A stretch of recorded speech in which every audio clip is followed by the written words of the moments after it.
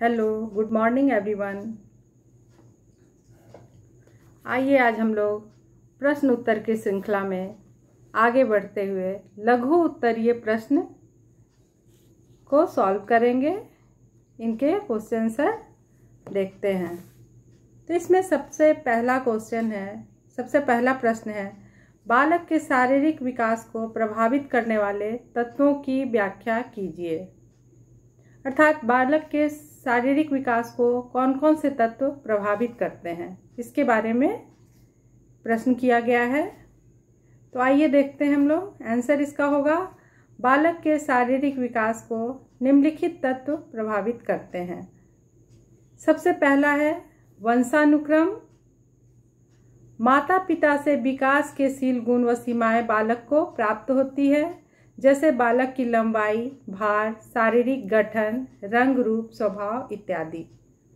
दूसरा है शिशु को जिस प्रकार का पोषण जन्म से पहले व जन्म के बाद मिलता है, उसी पर उसका शारीरिक विकास निर्भर करता है। उनके आंतरिक अवयव विकसित होते हैं। थर्ड पॉइंट है इसका टीकाकरण। बच्चों का सही टीकाकरण उसे कई रोगों से बचाता है, जिससे वह निरंतर शारीरिक विकास कर पाता है और उसके स्वास्थ्य पर बुरा प्रभाव नहीं पड़ता है। फिर अगला है पॉइंट शुद्ध वातावरण। सूर्य का प्रकाश और स्वच्छ वायु बच्चे के अच्छे शारीरिक विकास में सहायक होते हैं। सूर्य के प्रकाश से विटामिन डी की प्राप्ति होती है, जो कि बच्चों के हड्डियों को हिष्ट-पुष्ट बनाने में सहायक होती है। अगला पॉइंट है इसी में अंतःस्रावी ग्रंथियां। बालक के शारीरिक विकास पर हार्मोन्स का बहुत प्रभाव पड़ता है। थायराइड, पैराथायराइड के स्राव शरीर की वृद्धि व हड्डियों पर प्रभाव डालते हैं। फिर अगला पॉइंट है गर्भावस्था।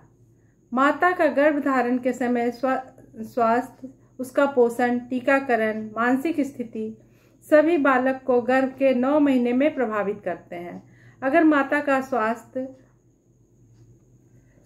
तनाव रहित हो तो बच्चे का शारीरिक विकास बहुत ही अगर माता का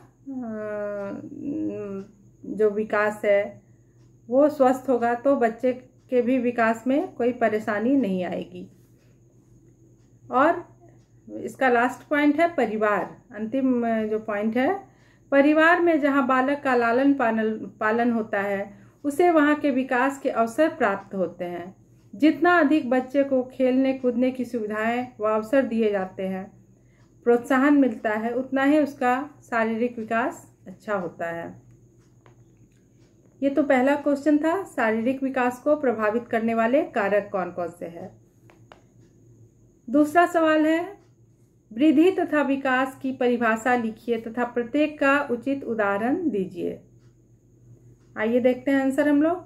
वृद्धि बालक के शारीरिक आकार, भार व रूप में प्रगतिशील परिवर्तन को कहते हैं, जबकि विकास बालक में आने वाली सुव्यवस्थित, समानुपात व उन्नतशील परिवर्तन को कहते हैं, जो एक निश्चित लक्ष्य की ओर अग्रसर होता है। इसमें बालक की शारीरिक, मानसिक, सामाजिक व संवेगात्मक क्षमता का विकास होता है। जैसे वृद्धि को मापा जा सकता है और विकास में इसका अवलोकन परिपक्व व्यवहार के द्वारा किया जाता है। अगला क्वेश्चन है क्रियात्मक विकास से आप क्या समझते हैं? क्रियात्मक विकास की एक परिभाषा लिखिए। आइए देखते हैं। जैसे जैसे बालक का शारीरिक विकास होता है, उसके स्नायु तंत्र, मांसपेशियां व हड्डियां भी मजबूत होती जाती है और उसमें अधिक तालमेल हो जाता है। बालक अपने शरीर पर नियंत्रण प्राप्त कर लेता है। परिणाम स्वरूप वह बहुत सी शारीरिक क्रियाएं करने लगता है, जिनसे वह अपने वातावरण को समझने व उससे सामंजस्य स्थापित करने की कोशिश करता है। ऐसे विकास को ही क्रियात्मक विकास कहा जाता है। इसको क्रियात्मक विकास को इस प्रकार से परिभाषित भी किया गया है कि नाड़ियों और मांसपेशियों की क्रियाओं के समीकरण द्वारा जो शारीरिक विधियां संभव हो सकती है, जैसे कि बैठना, पेट के बल रहना, घुटनों के बल चलना, भागना इत्यादि को ही क्रियात्मक विकास कहा जाता है। फिर अगला क्वेश्चन है, 1 वर्षीय सुधा अपने माँ को निकट न देखकर कौन सा भाव दिखाएगी? ठीक है, 1 वर्ष की सुधा है, बहुत छोटी बच्ची है। अगर उसकी माँ उसके सामने नहीं होती है तो वो किस प्रकार का भाव प्रदर्शित करेगी, किस प्रकार का भाव दिखाएगी? तो उसे क्या लगता है कि वो बिल्कुल अकेली है, माँ नहीं है तो अकेले, तो उसके अंदर अकेलेपन का भाव आ जाता है और दुखद संवेग आ जाते हैं, जिससे वो अंदर ही अंदर रोना, चिल्लाना या क्रोध का भाव व्यक्त करती है। फिर है अगला सवाल, जन्म से 1 वर्ष तक की आयु के शिशु का क्रियात्मक विकास क्या होता है? तो 0 से 1 वर्ष के शिशु के क्रियात्मक विकास जो है वो निम्नवत है, निम्नलिखित है। पहला है, जब शिशु जन्म लेता है उसकी मुट्ठी बंद रहती है। फिर है, धीरे धीरे वो अपने हाथों को मोड़ कर पकड़ बनाने लगते हैं, वस्तुओं को हथेली की सहायता से पकड़ने भी लगते हैं। फिर 2 से 4 माह में बालक वस्तुओं तक पहुंचने की कोशिश करता है। फिर है, 3.5 से 4 माह में उद्देश्यपूर्ण दर्शनीय निर्देश पर पहुंचना प्रारंभ करता है। फिर 3 से 7 माह में छोटी वस्तुओं को हाथ में पकड़ सकता है या पकड़ने लगता है। 4 से 8 माह में वस्तुओं को एक हाथ से दूसरे हाथ में स्थानांतरित कर सकता है। इतना उसमें संतुलन आ जाता है कि अपने एक हाथ की वस्तुओं को दूसरे हाथों में ले सकता है। घनाकार या मध्यम आकार की वस्तुओं को सरलता से उठा सकता है और 4 से 10 माह में आगे की ओर तथा किनारे पर सही पहुंच विकसित करता है, आगे की ओर बढ़ने भी लगता है। फिर अगला क्वेश्चन है, बच्चों के जीवन में पहले होने वाले सामाजिक विकास तथा ज्ञानात्मक विकास को परिभाषित कीजिए। आइए देखते हैं इसे। बच्चों के जीवन में पहले होने वाले सामाजिक विकास के अंतर्गत सर्वप्रथम माँ की मुस्कुराहट का प्रत्युत्तर मुस्कुरा कर देना, यहीं से उसका सामाजिक विकास आरंभ हो जाता है। यह प्रक्रिया शिशु में 2 से 3 माह में आरंभ होता है। बच्चों के जीवन में पहला ज्ञानात्मक विकास तब होता है जब एक नवजात शिशु किसी के चेहरे पर ध्यान केंद्रित कर सकता है तथा 12 इंच की दूरी से उसे पहचान सकता है। यह विकास उस समय होता है जब बालक मात्र 36 घंटे का होता है। वह आवाजों से भी अंतर का अनुभव करने लगता है। फिर अगला क्वेश्चन है, समाजीकरण को परिभाषित कीजिए तथा इसके स्तर बताइए। आइए देखते हैं। सामाजिक विकास वह प्रक्रिया है जिसके द्वारा व्यक्ति के उसके समूह के मानकों के अनुसार वास्तविक व्यवहार का विकास होता है। फ्रायड के अनुसार समाजीकरण के स्तर निम्नलिखित हैं। पहला स्तर जो है मौखिक अवस्था, यह समाजीकरण की प्रथम अवस्था है। गर्भ में भ्रूण आराम पूर्वक रहता है। जन्म के समय शिशु प्रथम संकट का सामना करता है। उसे सांस लेनी होती है, पेट भरने के लिए श्रम करना पड़ता है, सर्दी, गर्मी, गीलेपन और अन्य असुविधाओं का सामना भी करना पड़ता है। वह रोता चिल्लाता है। यह यहीं से समाजीकरण का प्रारंभ हो जाता है। इसमें शिशु मौखिक रूप से दूसरों पर निर्भर रहता है, क्योंकि वो बोल नहीं सकता है तो रोकर चिल्लाकर अपने कष्टों को व्यक्त करता है। दूसरा है शैशव शौच अवस्था। यह अवस्था लगभग 1.5-2 वर्ष से प्रारंभ होकर 3-4 वर्षों तक चलती है।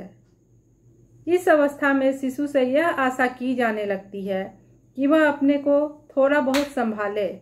इस समय उसे शौच का प्रशिक्षण दिया जाता है। उसे इस बात का ज्ञान कराया जाता है कि उसे कब और कहाँ शौच करना है। हाथ साफ करना, कपड़े गंदे न करना, इस अवस्था में इसे सिखाया जाता है। थोड़ी बहुत प्रशिक्षण की आवश्यकता बच्चों में हो जाती है और धीरे धीरे बताने से बच्चे उन्हें करने भी लगते हैं। और तीसरी अवस्था है तादात्म्यीकरण अवस्था। इस अवस्था में शिशु लिंग भेद कर पाता है, लेकिन बहुत सी बातों की जानकारी उसे नहीं हो पाती है। तो ये 3 अवस्थाएं थी। अब आगे अगला प्रश्न हम लोग देखते हैं, विकास के मील पत्थर से क्या अभिप्राय है? विकास के मील पत्थर से क्या अभिप्राय है या क्या समझते हैं? इस तरह से भी सवाल क्वेश्चन आ जाते हैं। तो देखिए, विकास के मील पत्थर, विकास रूपी मील पत्थर बालक के वृद्धि तथा विकास में विराम चिन्ह का कार्य करते हैं। शारीरिक विकास के मील पत्थर सिर से पंजे की ओर अग्रसर होता है, अतः इसमें बालक पहले अपने सिर पर नियंत्रण रखना सीखता है, तब शरीर, भुजाओं तथा पैरों पर नियंत्रण कर पाता है। विकास के मील पत्थर माता पिता को चिकित्सा संबंधी राय बताने के लिए मार्गदर्शन का काम करते हैं। अगर विकास के मील पत्थर के बारे में माता पिता को अच्छी जानकारी रहती है तो वो अपने बच्चों का अच्छा मार्गदर्शन कर सकते हैं। वो चिकित्सक को बता सकते हैं अपने बच्चों के सारी क्रियाओं के बारे में। अगला सवाल है, नवजात शिशु की जन्म के पश्चात की आवश्यकताओं का वर्णन करें। तो आइए देखते हैं इसमें। प्रत्येक नवजात शिशु के लिए जीवन की प्रारंभिक अवस्था बहुत महत्वपूर्ण होती है।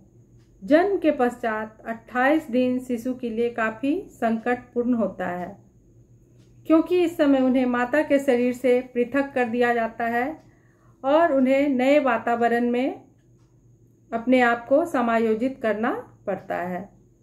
नवजात शिशु के जन्म के पश्चात की कुछ निम्नलिखित आवश्यकताएं इस प्रकार हैं। जैसे पहला है वायु। पूर्वाघात शिशुओं को जो जन्म लेने पर सांस नहीं ले पा रहे होते हैं, उन्हें सजीव करना, उनके लिए ऑक्सीजन की व्यवस्था करना ताकि वो अच्छे से सांस ले सकें। दूसरा है गर्माहट। जन्म के समय शिशु को सुखाना, त्वचा से त्वचा संपर्क द्वारा गर्माहट को बनाए रखना, गर्म पर्यावरण, तापमान तथा सिर एवं शरीर को ढकना, इन सब कार्यों को अच्छे से करना होता है। फिर है स्तनपान। शिशु को जन्म के बाद पहले 4 घंटों के अंदर स्तनपान कराना चाहिए। कोशिश हो कि 6 माह तक शिशु सिर्फ माँ का दूध ही पिए, अगर माँ बिल्कुल स्वस्थ हो ऐसी स्थिति में। फिर है देखभाल।